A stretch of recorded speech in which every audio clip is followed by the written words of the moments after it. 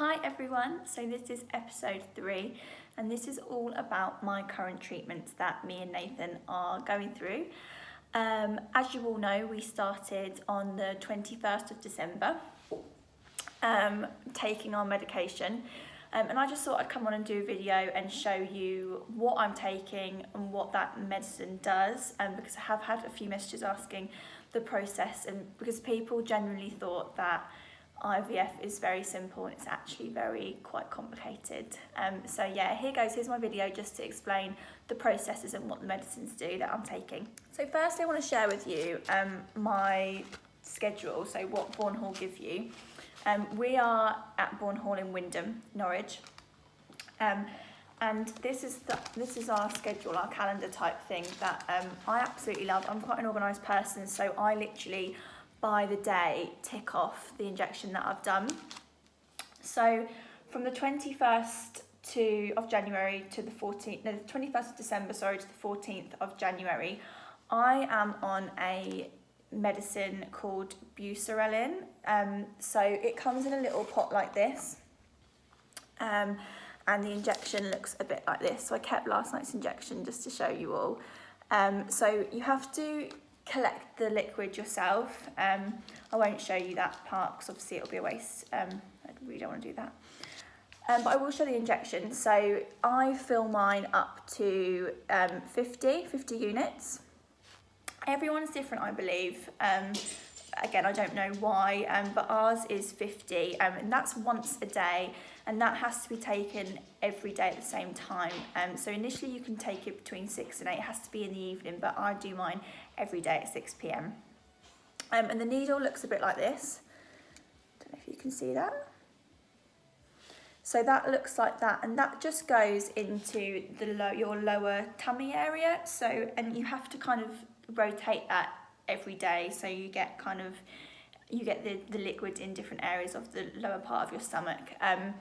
I initially started with Nathan doing the injections, and then I went to London with my family, and I just done it myself, and it actually hurt less. I am a wuss. A lot of people don't mind these injections and are fine straight away, but I am a wuss. I really panicked the week before. I was a mess. I honestly was a nightmare. I was really worried about what the side effects were. So going back to the buserelin, that medicine stops your ovaries from working. So during taking that, you will have a period, and it just stops them from working, shuts it all down, ready for them to kind of reset your ovaries and start them back up again.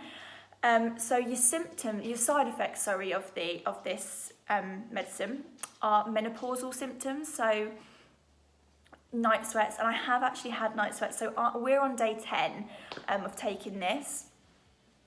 And yeah, I had the worst night sweats, and I was with my mum, and my mum was like, yeah, I had those, they're horrible. And I was like, oh my goodness. So yeah, other than that though, I have felt fine, fingers crossed. Yeah, so I feel like I've been quite lucky, because on the IVF groups and other ladies who I've been speaking to have said they got their side effects in the first week. Which I have, but I've only had night sweats, which I feel like I'm quite lucky, because some people get really headachy, bloated tummy, which my tummy is a little bit bloated, but not really. So yeah, so I'm on that until the 14th of January, 1 injection. That is stage 1. So from the 15th of Jan, we're now onto the yellow bits. I will then be taking still the buserelin as well as gonal F. So that is what is in these red boxes, and this has to stay in the fridge until you use it. So the gonal F goes in again the same time, once a day, and that gets your ovaries back working. So this is where you're pumped with kind of estrogen and everything that your ovaries need and down there needs to enable you to get good eggs ready for them to be fertilized. So yeah, I'm on those for 10 days. So from the 15th of January, I'm on those for 10 days. And the side effects from those are very much when you're on your period, sore breasts, headaches, spotty skin, greasy skin, a bit sensitive, and as well the bloated stomach, because obviously you are injecting every single day. So at that point, from the 15th to 10 days, I will be on 2 injections. So during those 10 days, myself and Nay will go into Bourne Hall to have 2 scans, just to check the lining and just to check that I'm at where I should be at that stage. Basically in preparation for the egg collection. So that, yeah, 2 scans within those 10 days to double check that everything's going well. If everything is going well, obviously I won't tell you the date that my egg collection is booked because it's quite personal, and Nathan has requested that we don't say our dates, which is obviously very fine. But yeah, so the last injection that you take is 2 days prior to your egg collection, and that is the Ovitrel, and that is kept in the fridge as well, and that's in this green box. So that you'll get instructions for that from the nurses on your second scan, because that has to be taken at a specific time. So it could be any time, but you've got like a 36-hour window for that to be taken in preparation for your egg collection. I think that one just gets them ready to be taken out of you and fertilised again. It gives that extra bump. It's really important that that is done at a certain time. So yeah, that's the last of the injections then at that point prior to egg collection. So yeah, so then we should be at the stage where we have our egg collection. It's on the back of this page, which I won't show you because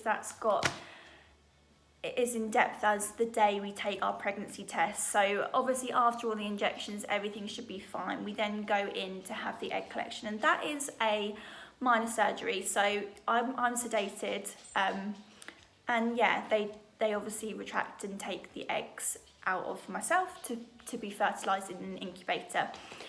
So yeah, that bit really scared me. And when I turned that page over on the day that we had our induction to the meds, I really cried. I am a crier anyway, but seeing that on there that said pregnancy test, really, it does now anyway. I don't know why, but it just kind of really choked me up, because it was there on paper, and I just thought, oh my goodness, we're actually here. Even though I know that obviously we might not be successful the first time, and you've got all these thoughts going through your head, but I've just kind of thought, no, this is exciting. We've got to think of this as a good thing either way. We're not losing anything. The only thing we can do is gain. So yeah, seeing this calendar, and I am, like I said, I'm very organised and quite controlling. So having this to kind of tick off and keep referring to, and like the colour codes, and that really does kind of bring me joy. I don't know why. Lastly, so you start these the day of your egg collection, and they are pessaries. Twice a day, 12 weeks. Yes, if you didn't hear me, 12 weeks. So they are progesterone, and they keep the lining of your womb nice and thick, obviously to make it nice and suitable for you to carry a child, and for the embryo to develop inside your womb naturally. So yeah, I don't think there's any side effects of those. I'm not really sure. We didn't really go into that because kind of all I was focused on was the injections and how they were going to make me feel. I don't know if I mentioned last time. I think I definitely did. I can't take the pill because it gives me migraines. So the Gonal-F, which is the ones that get your ovaries going, I feel like I might struggle with those, but I just feel so blessed and so lucky that up until this point, so again we're on day 10, I feel fine. I feel quite fresh. I feel like everything's in order. I'm still feeling quite positive. So yeah, as far as the treatment goes, that's where we're at, and that's how it makes you feel. So I get messages every day from people, male and female, asking questions about how we got here, when did we go to the doctors, how am I feeling, how am I doing with the injections. I've had the loveliest lady from America, her name's Rachel. We've been in contact every single day. She is so lovely. I feel like we're kind of connected. We're very similar. Our feelings are very similar. And I've also had a lovely lady who has been successful with her pregnancy send me some books, which I'm so grateful for. Like, the IVF community is so solid and so lovely. I've never felt so kind of accepted into a group that obviously people are very much struggling. There are all sorts in that group, people who are not successful, who have had miscarriages, sorry, makes me upset. People who are on their 7th round of IVF, and they're so strong. These ladies are so strong, male and female, like I say. And yeah, we're kind of just pushing through together as one big family, and it really is so lovely. Although obviously what we're doing it for can be very, very tricky, very difficult, very heartbreaking, but I feel like I've met some lovely friends and some really inspiring people, which is just so lovely. It really is. It's lovely to wake up every day and to speak to just lovely people going through the same thing as you. So I feel, as far as sharing our journey, I feel like it was completely and utterly the right thing to do for us. Obviously everybody is different and everybody will think differently, and the things that we've kept private, some people wouldn't, and some things that we've let out, people will keep private. For example, the transfer, where the embryo goes back into myself. I haven't shared a lot about that because we're not at that stage yet, so I'm just doing it stage by stage. I mean, we're in preparation for the egg collection. I feel like a fertilised embryo and that going back into myself is like another section of the IVF. So when we get to that point, I'll have much more to share. But yeah, as a whole, me and Nathan are fine. We've obviously had the odd argument because it is hard, it's testing, it's so testing, kind of having to change your lifestyle, be strict on yourself, not do things that you'd usually do, and you know, being at home at 6 o'clock to do this injection. And it is tough, it is really tough, but we've got all the support we need. Like I say, I'm on these lovely groups with these lovely people, and got a very lovely family and friends, and work are so amazing with everything. Like, my managers and my colleagues are just so supportive. I could not ask for any more love and support, so thank you so much.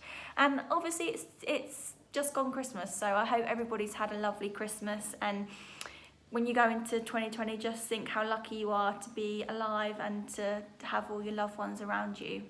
So yeah, Merry Christmas everyone, and speak soon.